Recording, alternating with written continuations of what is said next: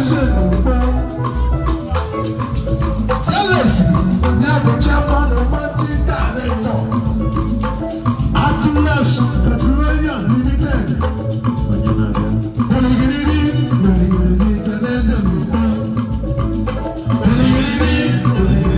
Eze Na Ukpo. Remember Eze Na Ukpo. Currency.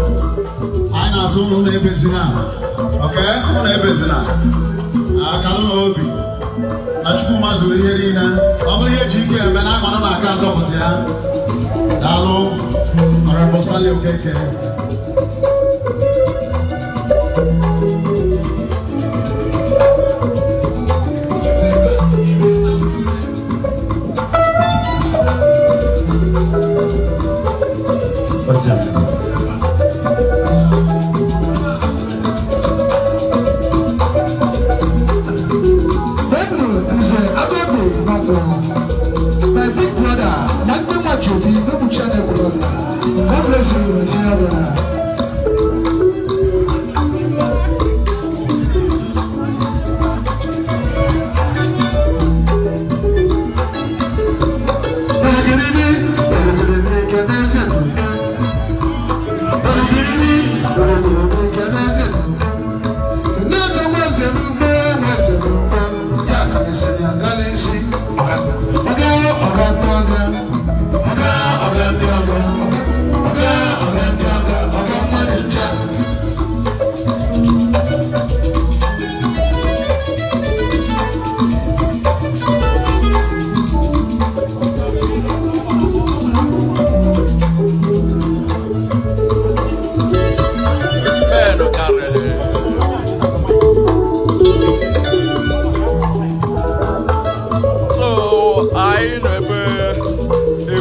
Yana Amon, the great philanthropist, Ojule Mogo, Eli Africa Weather Day. Go see that nobody is happy because of what is happening today. We lost a regime, but we cannot question God. Solemn life, you know, with the life update here today.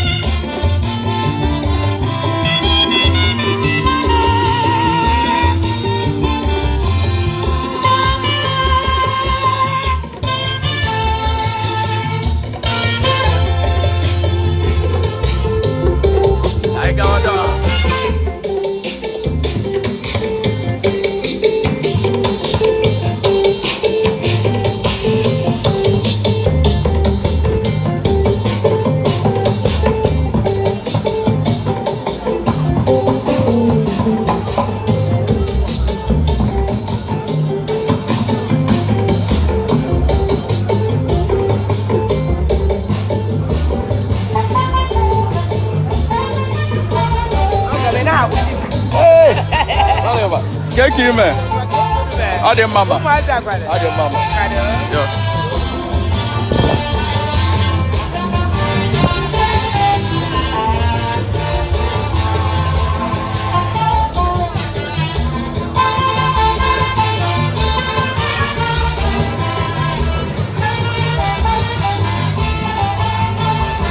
Motor di too much.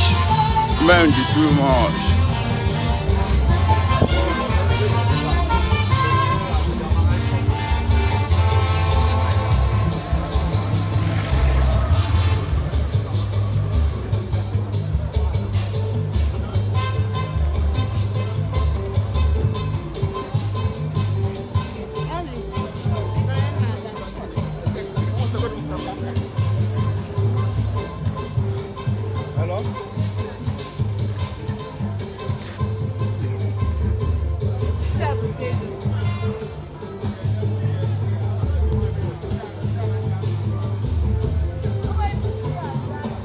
Eze eziokwu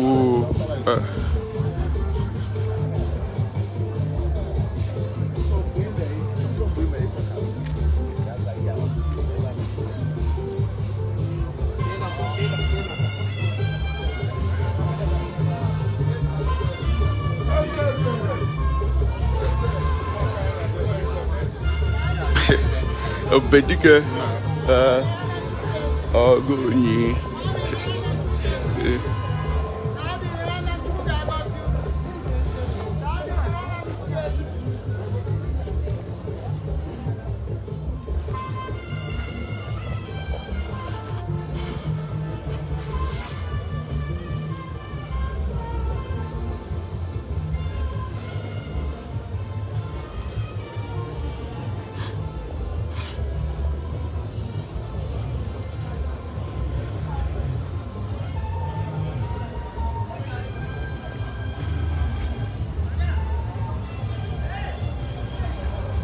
Everywhere they choked up.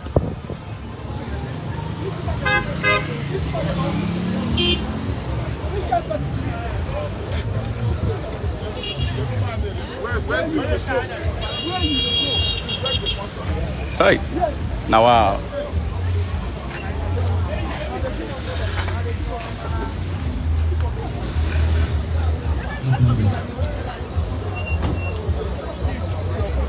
Okay, ebe a bụ ebe ndị ekulobịa. Ebe ndị ekulobịa nwe canopy.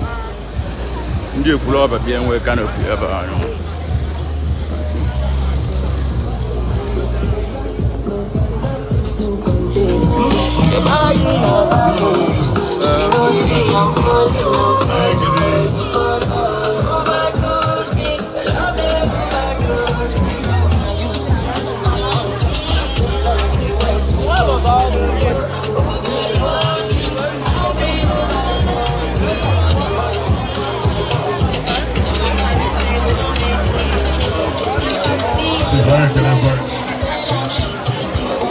Yes, I'm Dave. All my senior colleagues.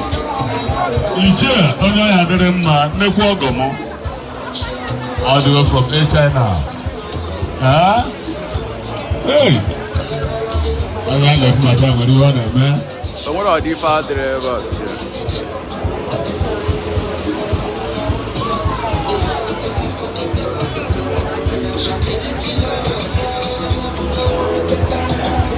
Oh, guy, you see.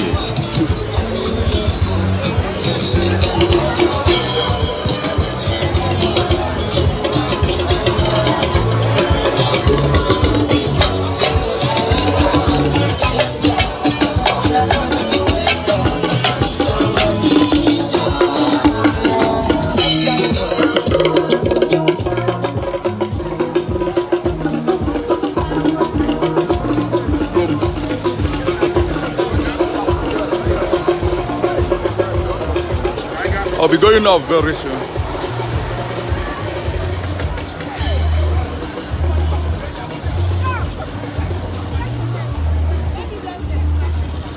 Please, those of you telling me that Nahashi I go 4 places. When I will have to get at least 10k views before sending the money. You understand? At least let me be getting something now. Yeah. So as you can see, this is one of the highest burial ceremony they have ever done in the club. Yeah. Club betete. Odeguanago. Yes. Signing out. See you people again.